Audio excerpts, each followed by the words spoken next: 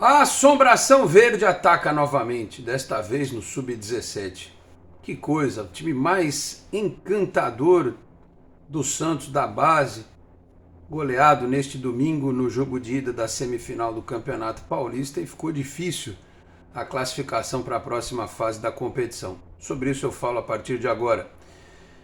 Fala pessoal, tudo certo? De volta para mais um vídeo aqui do nosso Canal 10, sempre em nome de Peter Leandro e Dani Haddad Fisioterapia. Quer ter mais qualidade de vida e ficar livre das dores? Então entre em contato com o Peter ou com a Dani pelos telefones 13 99704 0944, 13 99782 7308.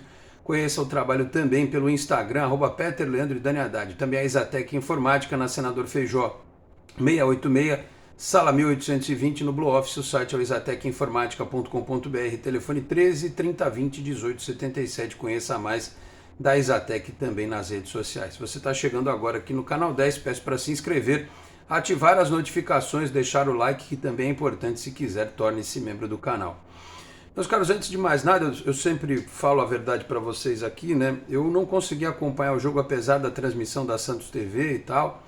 Eu não consegui acompanhar o jogo, tive uma emergência no sábado, cheguei em casa muito tarde, por volta das 2 da manhã.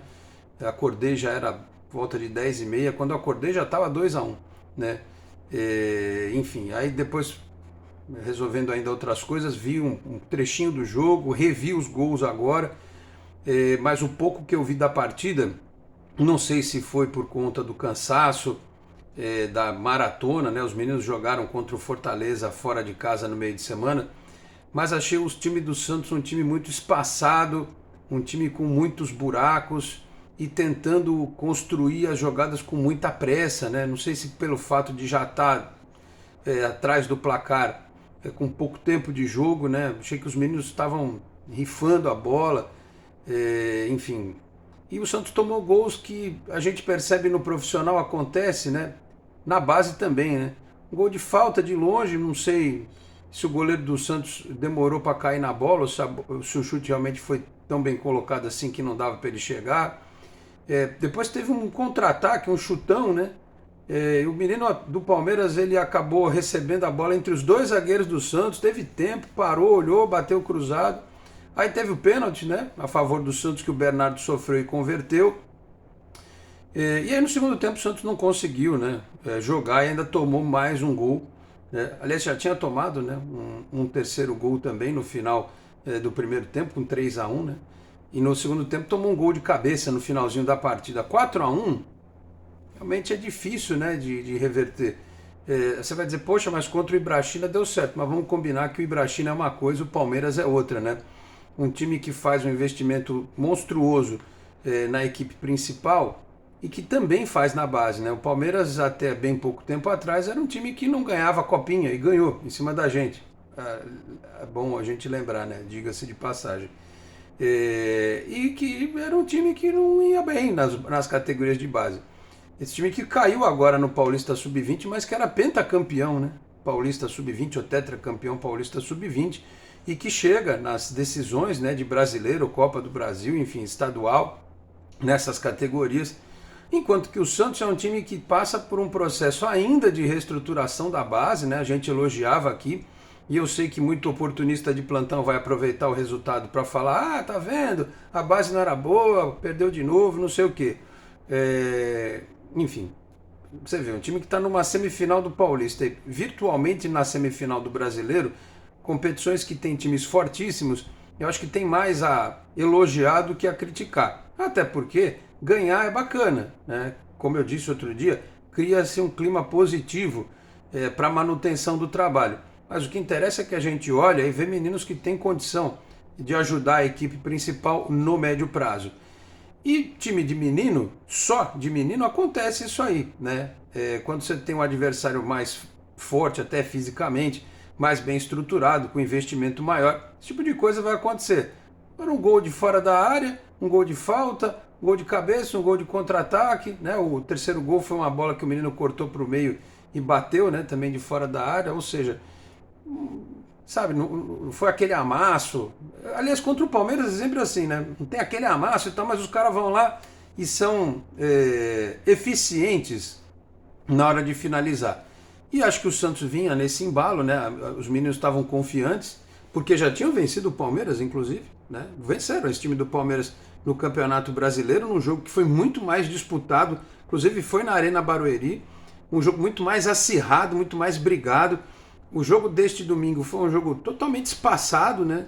O Santos, não sei o que aconteceu, o técnico Helder não conseguiu fazer o time repetir aquela partida do Brasileiro.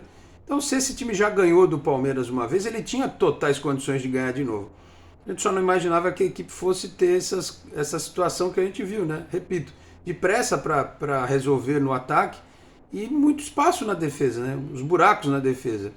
E aí o psicológico vai sendo demolido. Que precisa ser recuperado para não acontecer o pior na quarta-feira, né? Contra o Fortaleza. O Santos tem uma importante vantagem. Tem que manter essa vantagem para tentar ir à semifinal do Brasileiro. E se eu não estiver equivocado, o emparceramento é com o Grêmio, né? Se passar, aí se encontrar o Palmeiras de novo é só numa eventual final do Campeonato Brasileiro. Mas é isso, né? Os meninos tiveram uma manhã muito infeliz, né? Muito triste. Vi pouco, repito, do jogo. Teve um lance do segundo tempo em que o David colocou na frente, saiu driblando e tal. Sofreu uma falta na entrada da área, o Matheus Lima bateu muito mal. Enfim, é o tipo de jogo em que a gente não pode cair matando em cima da molecada, porque acaba não sendo justo. Eles chegaram com mérito danado nessa fase, ganhando jogos difíceis, né, contra adversários importantes. Só que foi o dia que deu tudo errado, mas é impressionante como acontece sempre contra o Palmeiras. E fica sempre aquela lição que a gente vai ter que ficar aceitando até que o nível do clube, no geral, melhore no aspecto do futebol, né? Não só desse time sub-17, mas de um todo.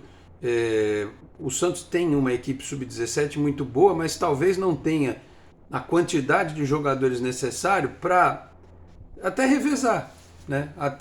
Olha, hoje eu não vou contar com tais jogadores aqui. O Santos teve que ceder 3 jogadores para a seleção brasileira recentemente, né? Os meninos foram para a seleção brasileira sub-17.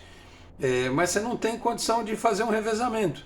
Talvez por alguns jogadores ainda não terem a maturidade necessária, né, para conseguir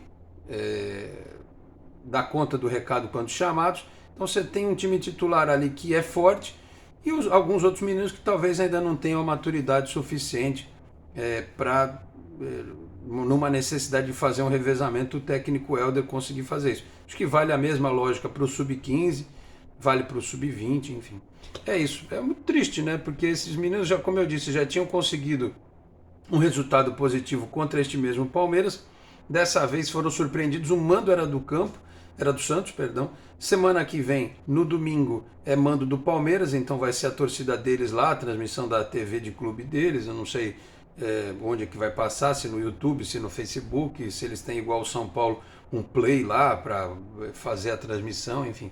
Mas como eu disse antes, na quarta-feira, dia 19, 3 da tarde, Santos contra o Fortaleza pela Santos TV. Aliás, vai ser aquele dia em que você vai ficar com as abas abertas, né?